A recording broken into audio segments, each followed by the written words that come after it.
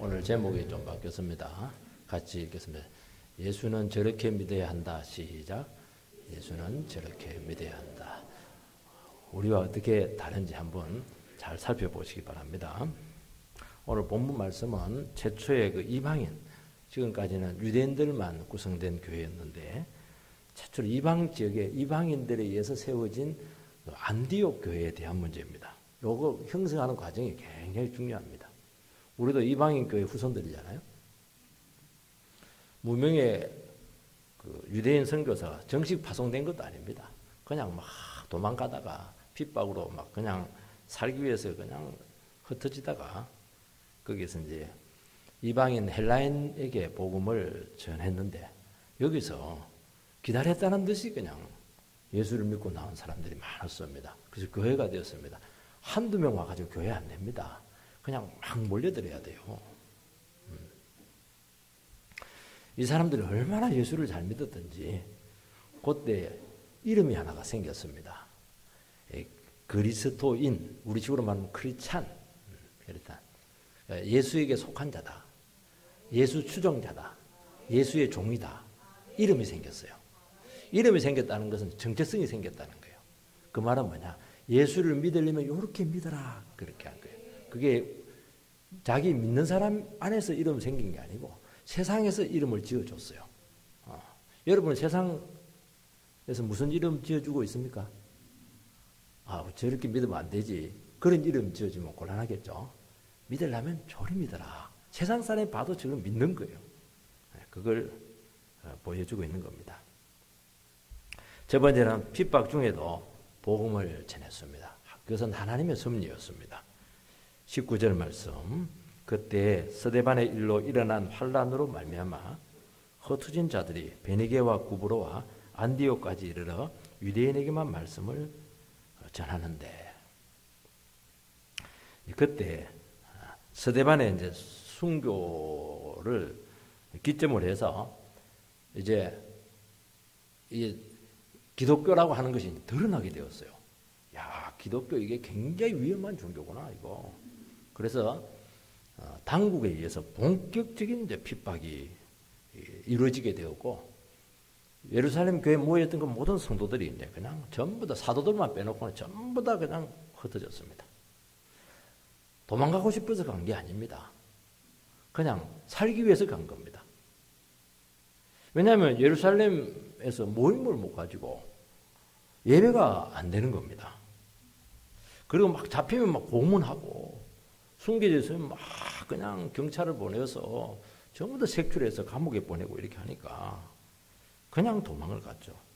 어디까지 갔냐니까 베니게라고 하는 것은 뭐냐니까 지금으로 말하면 레마론 지역이에요. 셰익스피어의 그 희극 중에 베니스의 상인데 그 베니스가 바로 상업이 굉장히 발달한 곳이죠. 여기 이제 베니게입니다. 레바논 지역 지역으로 말하면. 그 다음에 이 구브로라고 하는 게 있는데 아마 터키 지역을 가보신 분들은 알 겁니다. 터키 밑에 보면은 우리 제주도처럼 섬이 하나 큰 게 있어요. 그게 이제 요즘 말하면 키프로스 섬 얘기하고, 안디옥은 시리아 안에 있습니다. 로마에서 이제 로마 도시가 제일 크고, 두 번째는 이집트에 있는 알렉산드리아가 두 번째로 큰 도시고, 세 번째로 큰 도시가 안디옥입니다. 로마에서 굉장히 큰 중요한 도시가 안디옥이었어요. 거기까지 가서 이제 도망을 쳤죠. 왜 당국에서 기독교를 핍박했냐니까, 핍박하면 교회가 사라질 것으로 생각을 했습니다. 이번에 일망타진 하려고 했던 거예요. 이러면 아마 불의 성격에 대해 잘 알 겁니다. 막 불이 좀 나고 이러면 끌려고 막 이렇게 막 그냥 옷 가지고 막 때리고 이렇게 하면 불씨가 튀어가지고 나중에 걷잡을 수 없어요. 들불처럼 막 번지는 겁니다. 지금 기독교를 막 몰살해서 없애려고 하니까 불길이 막 온 사방에 퍼져가지고 기독교가 막 확산이 되고 있는 거예요. 안에 오글오글 있다가 바깥으로 막 나가는 겁니다. 이거는 하나님의 섭리입니다. 핍박은 그들에게 불행이었지만 결국에는 하나님의 뜻이 나타났어요. 왜냐하면 핍박이 없으면 자기들끼리 좋다고 그냥 밥해 먹고 좋아하거든요. 그래 하지 말라는 거예요. 막 흩어져서 복음을 막 전하라는 겁니다. 우리 이것을 생각한다면 생각이 많이 달라져야 됩니다. 우리가 삶의 어느 자리에 있든지 내가 거기서 뭐 형편이 좋든지 불행하든지 뭐 잘 나가든지 못 나가든지 그거는 뭐 각자 처지마다 다를 겁니다. 그렇지만은 그곳에서 하나님의 뜻만 이루어진다는 것만 기억을 하시기를 바랍니다. 우리는 하나님 뜻을 자꾸 잊어버리니까 자꾸 내 뜻을 생각하니까 이게 안 맞아 들어가요, 삶이. 그런데 내가 지금 형편이 어떻든지 간에 하나님께 믿음으로 반응하면 하나님의 뜻만 이루어진다. 그러면 뭐 아픔과 불행이 도리어 더 유리한 조건이 될 수가 있는 거예요. 그래서 여러분들에게 환경이나 주어진 이 처지로 내가 행복하다, 불행하다 그걸 가늠하면 안 된다는 겁니다. 톨스토이의 그런 여러 가지 대작들이 있는데 부활도 있고 또 제일 큰 대작은 이제 전쟁과 평화입니다. 한 3,000페이지입니다. 배경이 뭐냐니까 나폴레옹이 이제 러시아를 침공을 했어요. 잘 살고 있는데 전쟁이 딱 일어나니까 평화가 깨지는 겁니다. 그래서 전쟁과 평화예요. 근데 그 구성이 어떻게 되냐니까 전쟁과 평화가 계속 반복해서 일어납니다. 전쟁한다고 해서 늘 전쟁만 하는 게 아니에요. 전쟁이 일어났다가 또 소강 상태로 갔다가 소강 상태로 갔다가 또 전쟁이 터졌다가 그렇게 하는 건데 나중에 점점 뒤로 가면은 전쟁과 평화의 구분이 굉장히 모호해집니다. 평화인 것 같은데 그 안에 갈등이 있고 그게 뭐 전쟁에 그냥 또 아리가 털려져 있는 거예요. 엄청난 전쟁인데 또 보니까 막 큰 평화가 그 안에 있는 겁니다. 이게 이제 톨스토이의 전쟁관입니다. 이 전쟁관을 통해서 우리 인생은 전쟁이라고 하잖아요. 우리 인생이 그렇다는 거예요. 우리 인생은 행복과 불행이 그냥 연속해서 오기도 하고 아니면 같이 동시에 오기도 하고 그렇게 된다는 거예요. 그렇다면 이제 우리는 생각을 달리 해야 되겠죠. 불행하다고 해서 너무 슬퍼할 필요도 없고 지금 행복하다고 해서 너무 좋아할 필요도 없습니다. 인생지사 세옹지 말하고 우리나라 동양에도 그 고사성가 있잖아요. 근데 이제 그 결론이 뭐냐니까 결론이 뭐 해피엔드도 아니고 뭐 그 비극도 아니에요. 인생은 그렇다는 거예요. 그래서 흐릿하게 끝나버립니다. 왜냐하면 어찌 될지 모르겠다는 거예요. 근데 기독교의 인생과는 좀 달라요. 여기서도 행불행이 교차되는 건 맞는데 달라요. 스데반의 일로 핍박과 불행이 왔습니다. 그런데 복음의 확산이 되고 부흥이 나타나고 이방지역에 많은 축복이 지금 이루어졌습니다. 그 말은 뭐냐니까 지금 주어진 삶의 조건으로 돌아가는 상황으로 상황을 쉽게 판단하지 말라는 겁니다. 한 가지 분명한 것은 모든 상황 속에서도 하나님의 섭리 아래 있다는 것을 믿으라는 것입니다. 더 중요한 것은 뭐냐? 하나님께서는 자기 백성을 사랑해서 과정은 어떻게 될지 몰라요. 세상은 막 전쟁과 평화가 막 교차를 하지만은 하나님의 백성도 전쟁과 평화가 교차를 해요. 행복과 불행이 계속 나타날 거예요. 그렇지만은 최종 승리입니다. 굉장히 해피엔드예요. 그게 소망의 종교가 기독교죠. 그러면 살만하죠, 여러분들. 어떤 상황도 내가 믿음으로 반응하면 복되게 해주겠다는 겁니다. 그런데 믿음으로 반응 안 하면은 계속 어떻게 될지 몰라요. 미래가 굉장히 어두워질 겁니다.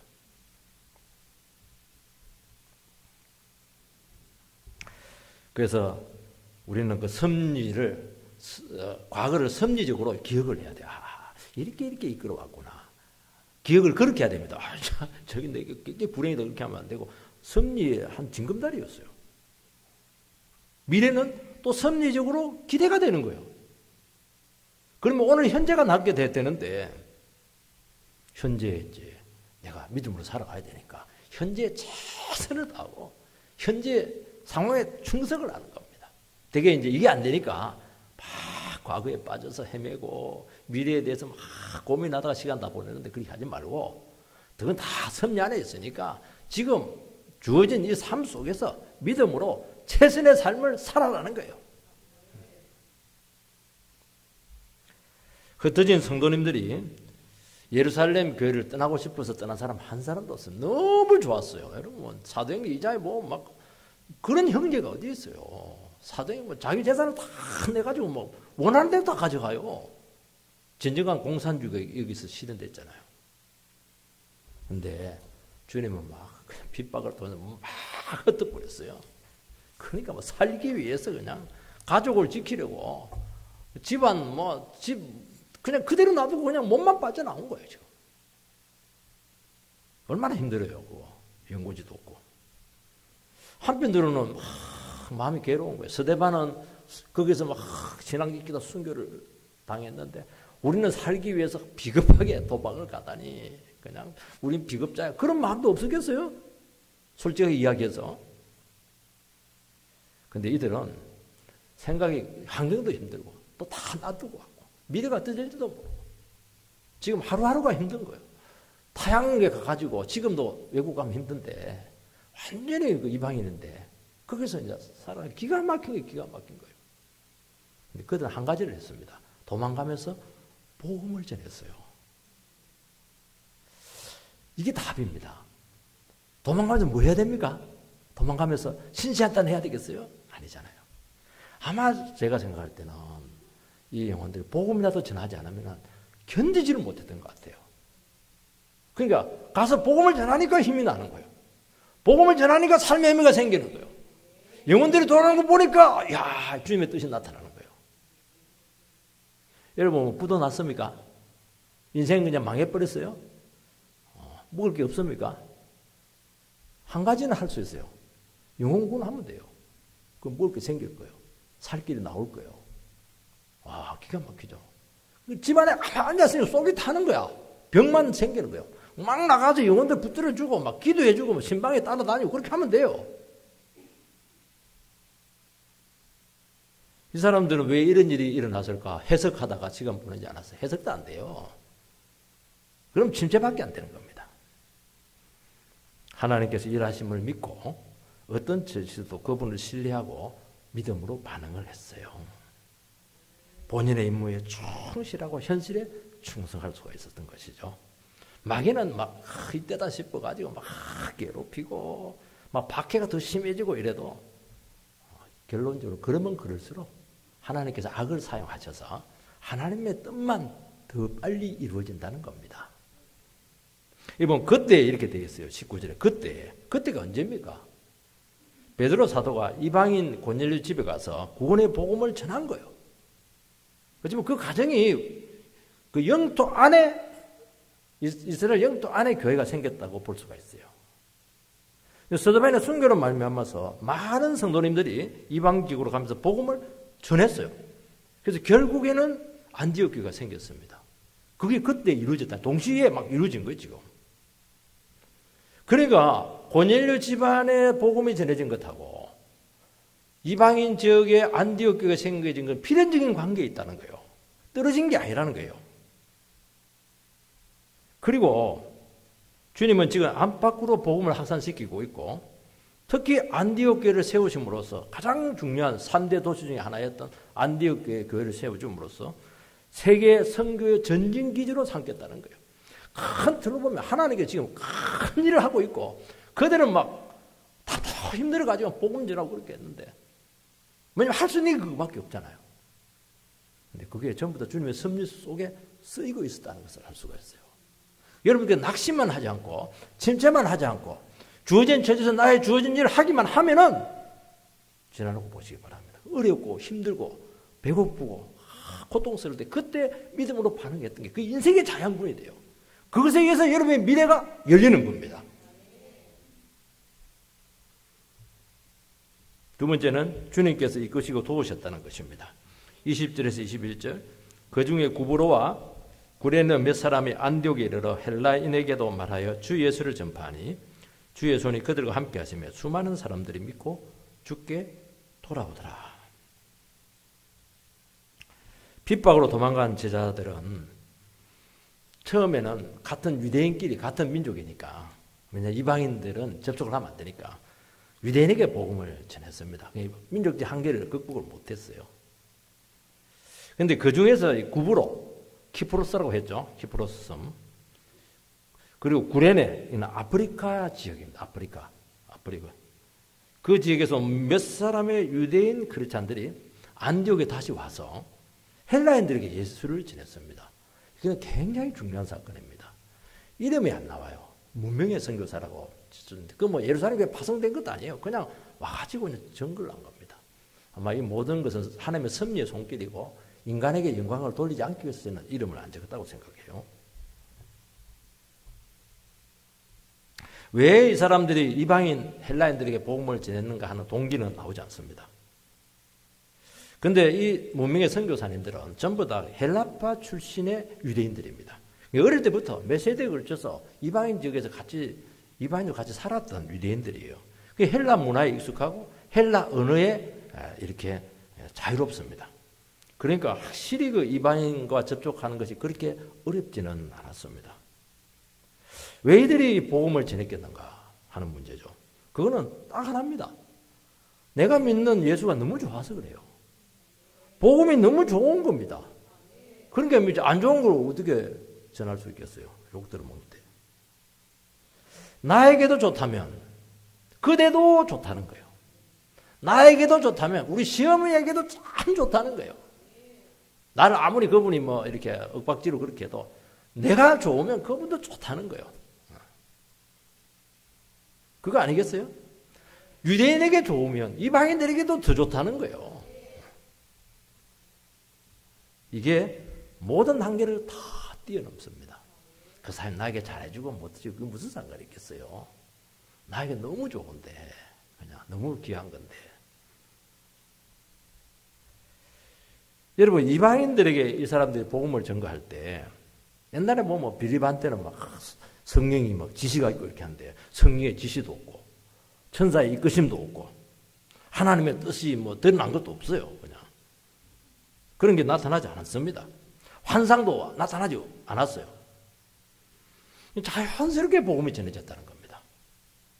이거는 보이지 않는 주님의 섭리의 이끄심이죠. 우리에게 이게 너무 많다는 거예요. 우리 막 다 그래 꿈에 막 나타나고 그런 것만 좋아하는데 안 그래요.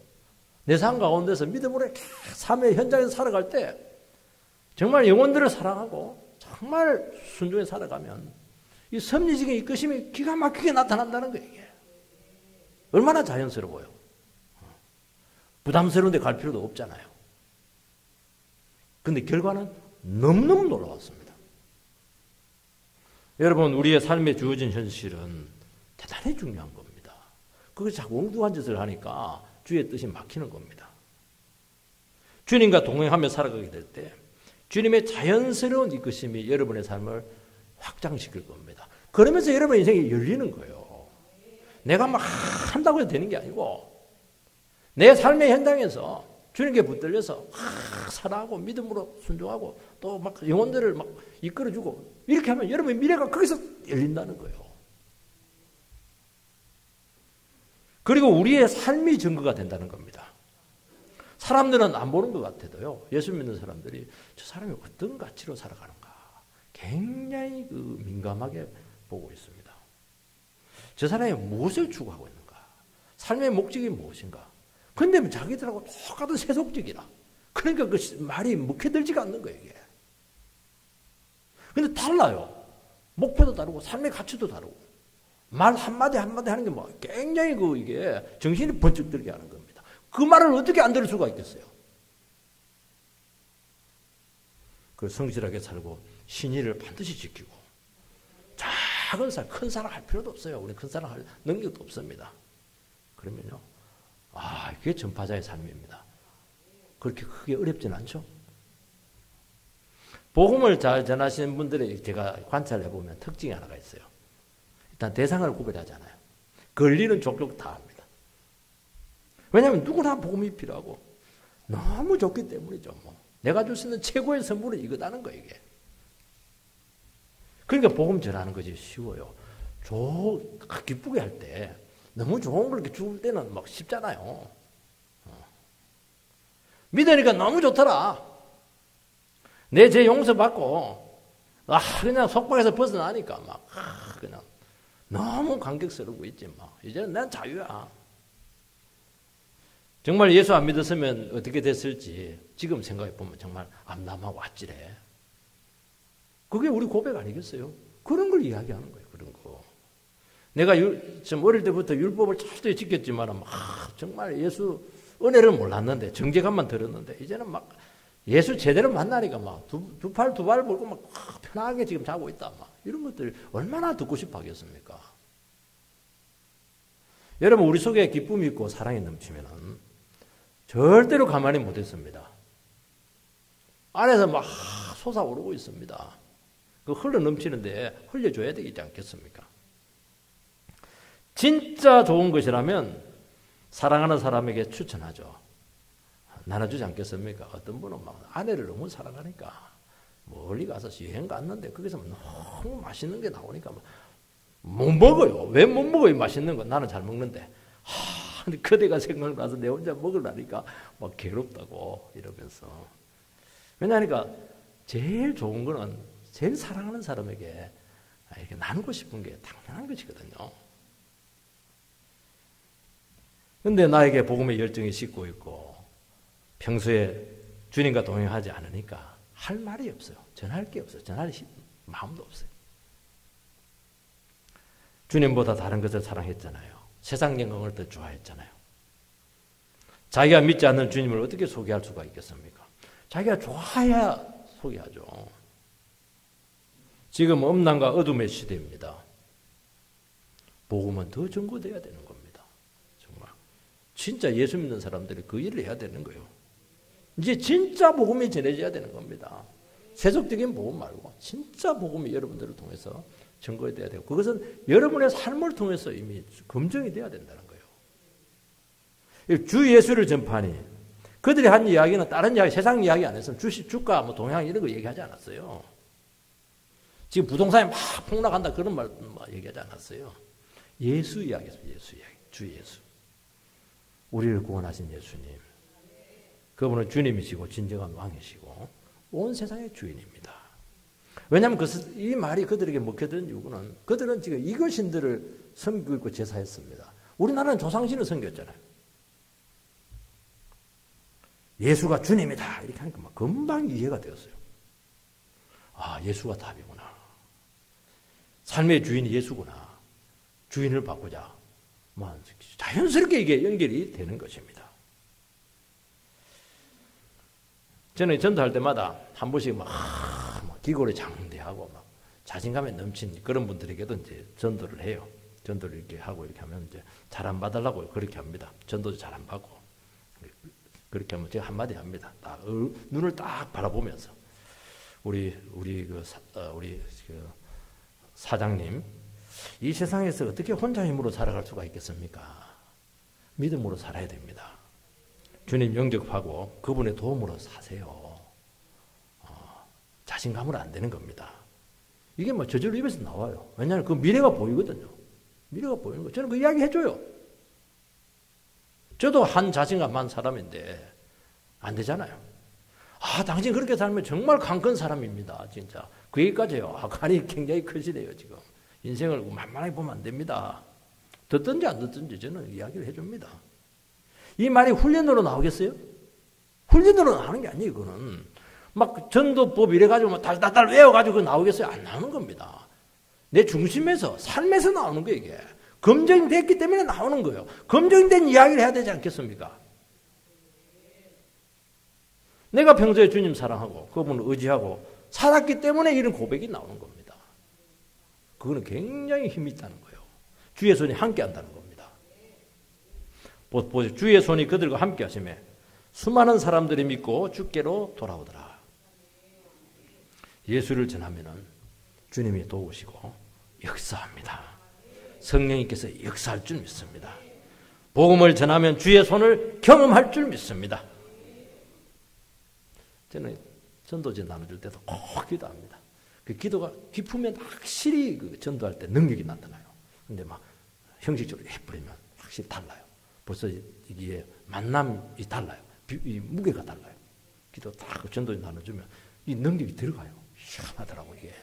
야, 놀라워요 이게.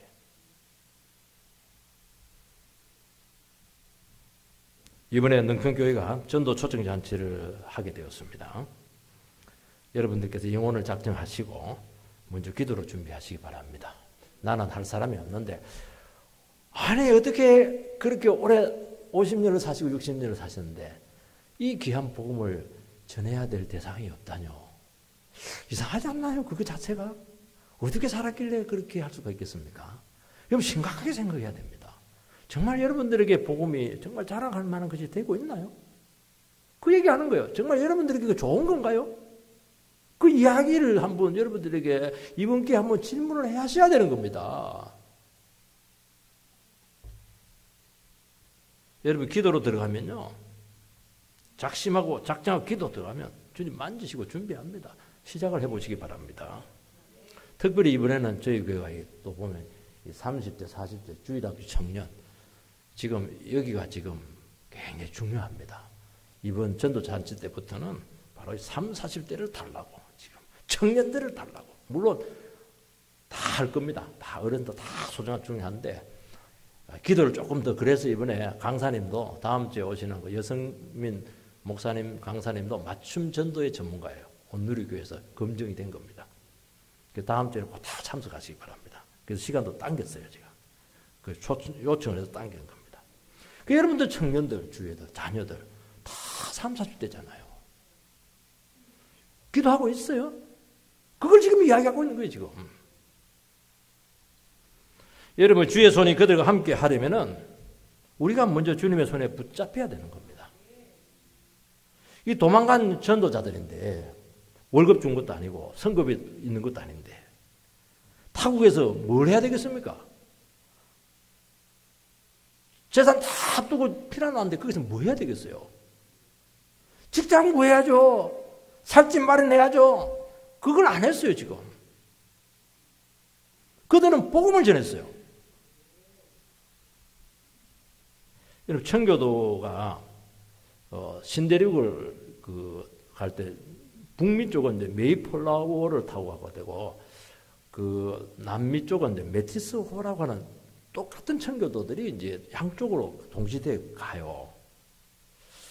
북미로 간 메이플라워를 타고 간 사람들은 102명인데 67일간이 걸립니다. 이 사람들이 간 목적은 종교의 자유입니다. 신앙의 자유입니다.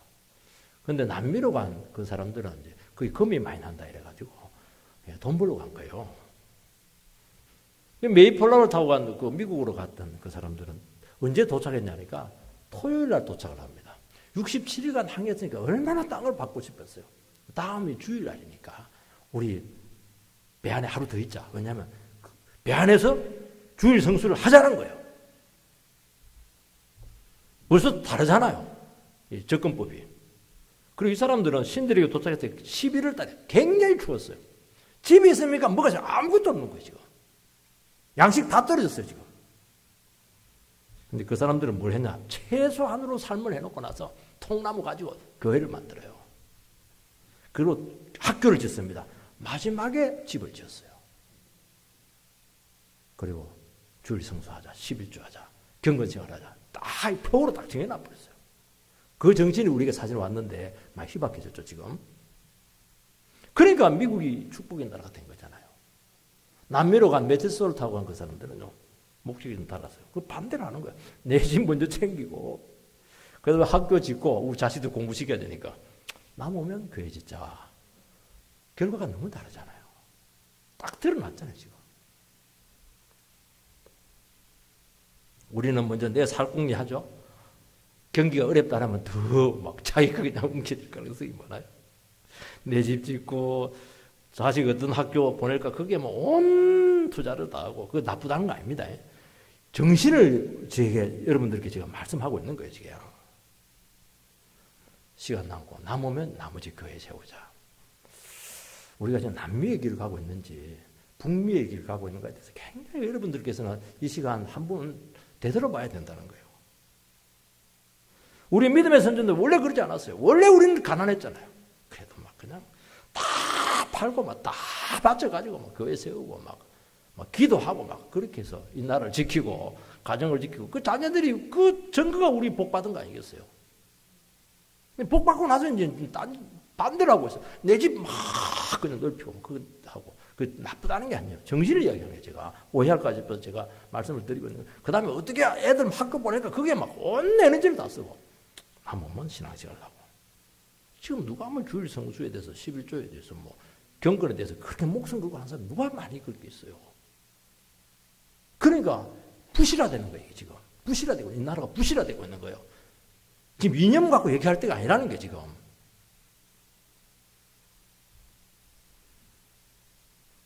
이 정신이 다시 살아나야 될 줄 믿습니다. 먼저는 영혼 구원이에요.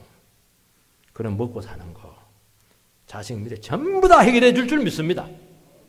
이 정신으로 이 나라를 이끌어 왔는데요. 안 믿습니다, 지금. 교회는 영혼을 구원하는 곳이죠. 다른 거 구하면은 교회는 전부 다 고목나무라. 고목나무도 죽은 건 아니에요. 한두 개 싹은 나 있어요. 명맥은 유지하는데 그래야 되겠어요? 싱싱하게 살아서 열매를 계속 맺어야죠. 생명력이 없는 거예요. 우리는 영혼 구원을 위해서 준비를 해야 된다는 거예요. 코로나 때문에 얼마나 한국교회가 어려움을 겪었습니까? 얼마나 답답했어요. 그래도 복음 전하고 그 기간 동안 준비된 교회는 부흥이 나타나는 거예요. 핑계대지 말라는 겁니다.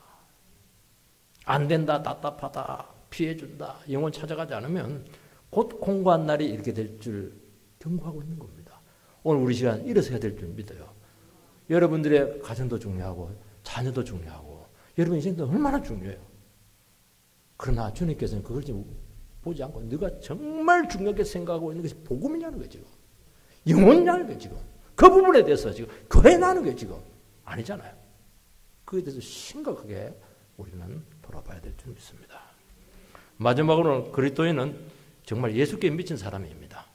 26절 말씀을 보면은 만남에 안디옥에 데리고 와서 둘이 교회에 1년간 모여 있어 큰 무리를 가르쳤고 제자들이 안디옥에서 비로소 그리스도인이라 일컬음을 받게 되었더라. 이 그리스도인, 크리스찬 이 명칭은 예수님께서 지어준 것도 아니고 교회 안에서 만든 것도 아니고 예루살렘 교회에서 불려진 것도 아니에요. 이방인 지역 안디옥에서 크리스찬이라고 하는 명칭이 생겼어요. 이 크리스찬, 그리스도인 이것은 그리스도의 추종자다, 종이다는 것을 서론에 말씀을 했어요. 그 전에 다른 명칭이면 제자들, 형제들, 자매들, 도를 따르는 사람들 이런 식으로 불리워졌어요. 이 불신자에게 나왔다는 거예요. 이게 굉장히 중요하다는 거예요. 우리나라 기독교 초창기 그리스도인을 부른 명칭이 있습니다. 그건 뭡니까? 예수쟁이. 불신자들이 불렀으니까 좋은 뉘앙스로 불렀겠습니까? 아니에요. 비아냥거림이 있는 거예요. 쟁이라니까 좋은 명칭이 아닙니다. 예수 믿는 사람들이 보니까 너무 착한 것 같지도 않아요. 꼭 거짓말도 해요. 정직한 것 같지도 않아요. 다른 사람보다는 낫지만 예수 믿는 사람들이 거짓말하면 그게 굉장히 크게 부각이 되잖아요. 그래서 불러준 게 아닙니다. 그리고 예수쟁이한테 그냥 사기당한 사람 많다고 그래요. 예수쟁이들은 저 입만 살아가지고 말만 했지 행동 안 한다는 거예요. 그 예수쟁이 치고 말 못하는 사람 없다고 막 그냥 비아냥거리고 있잖아요. 그런데 왜 예수쟁이라고 불렀겠어요? 사기꾼이라고 안 부르고. 예수를 떼놓고는 뭔가 설명할 수 없는 뭔가가 있는 거예요. 뭔가 특별한 게 있는 거예요. 정체성이 딱 있는 거예요. 이 세상에 없는 특별한 사람들이에요. 예수쟁이는 예수께 미친 사람입니다. 말끝마다 그들이 보니까 예수 주님의 뜻이 예수의 뜻이 어떻고 예수님 때문에 못하고 예수님 때문에 하고 예수님 감사합니다 그러고 입에 예수가 달렸어요. 그냥. 쟁이라고 하는 것은 그 일에 미친 사람입니다. 바람쟁이는 바람 피우는데 정신 나간 사람을 그렇게 얘기하잖아요. 땜쟁이라면 땜질의 달인입니다. 달인. 좋은 쪽으로 달인이에요. 군대 가면요. 하루 종일 군함만 닦는 병사까지 그걸 딱새라고 이렇게 하고 하루 종일 머리 깎는 사람이 있어요. 깍서 이렇게 합니다. 하루 종일 그거만요. 굉장히 기술이 안 좋아. 머리 아파 죽어요. 지 뜯어가지고. 예수쟁이는 뭐 하는 사람이냐? 기술이 뛰어나고 신앙이 고매하고 그걸 떠나가지고 뭐 거칠더라도 뭐 예수 없으면 하루도 못 산다. 나는 예수밖에 없다. 막 죽이 되든 밥이 되든 예수다. 그게 예수쟁이 아니겠습니까? 오늘 우리는 크리스찬이라고 하는 이름을 들을 만한가 하는 질문입니다. 교회 잘 다니고 있어요. 뭐 정직하고 누가 봐도 뭐 반듯하고 헌금도 뭐 잘하죠. 근데 그것만으로는 안 된다는 거예요. 그건 예수쟁이에 모르겠습니다. 예수 없이는 못 산다. 이것을 온몸과 삶으로 드러내고 있냐는 거예요. 지금. 주님 은혜 없이는 하루도 살아갈 수 없습니다는 고백이 입에 달고 있냐는 거예요. 지금. 예수 때문에 못해요. 예수 때문에 못 만나요. 예수 때문에 못 가요. 그 말 하고 있습니까 지금? 예수 때문에 이거는 삼수갑산을 가더라도 해야 됩니다. 그 말 하고 있습니까? 자기 판단 내리잖아요. 세상은 뭐 이것들이 말이야 같이 함께 하지도 않고 잘 어울리지도 않고 온갖 비난을 다 하지만 속으로는 놀랍니다. 야, 예수 믿는 사람은 뭐가 다르구나. 불신 집안의 시집온 며느리가 뭐 눈물겹도록 자기 신앙을 지키면서 온갖 구박과 어려움을 겪습니다. 그래도 그 시아버지가요 동네에 가가지고는 자랑합니다. 예수 믿으면 봐라. 내 며느리처럼 그렇게 믿어야지. 자랑한다니까. 집에서 구박하더라도. 그게 예수쟁이에요. 그게. 안디고의 크리스찬들은 예수라면 당장 죽을 사람인 것처럼 그렇게 살았습니다. 비아냥하면서도 무시할 수가 없어요. 이게. 믿으라면 저렇게 믿으라는 거예요. 그래서 딱 크리스찬이다. 그렇게 이름을 딱 붙여줘 버렸습니다. 영광스러운 이름이죠. 오늘 기독교가 너무 고상하다 보니까 기독교의 정체성이 굉장히 모호해졌어요. 종교생활을 하는 거예요. 그걸로 만족하는 거예요. 그거 다 했다는 거예요. 그거. 주일에 한 번 드리는 걸 다 했다는 거예요. 교회 안에서만 예수예요. 직장에서는 예수 예자도 안 나와요. 주님 사랑한다고 하는데 주님에 대해서 고백도 없고 눈물도 없고 포기한 것도 없고 예수 때문에 막 아픔을 겪은 것도 없어요. 그래서 얘기 좀 해보세요. 이러면 할 말이 없어. 예수 때문에 고민한 게 하나도 없으니까. 근데 뭐 저기 부동산 투자에 대해서 이야기해 보시고 할 말이 굉장히 많아요. 묵상을 많이 했거든. 참 생각해야 됩니다. 그거 자체를 부정하는 게 아닙니다. 삶의 우선순위가 어떻게 되어 있다는 게 지금. 왜냐하면 주님을 위해서 대가 지불한 게 없잖아요. 손해를 봐야 돼요. 그래야 속이 아프지. 신앙의 액세서리가 되었다는 거예요. 오늘 우리 시간 정말 내 자신의 신앙이 진짜 적당하게 다른 사람하고 뭐 비교해가지고 좀 낫다 그렇게 하지 마시고 정말 크리스찬다운 그런 정체성을 꼭 회복하게 되기를 주의 이름으로 축원드립니다.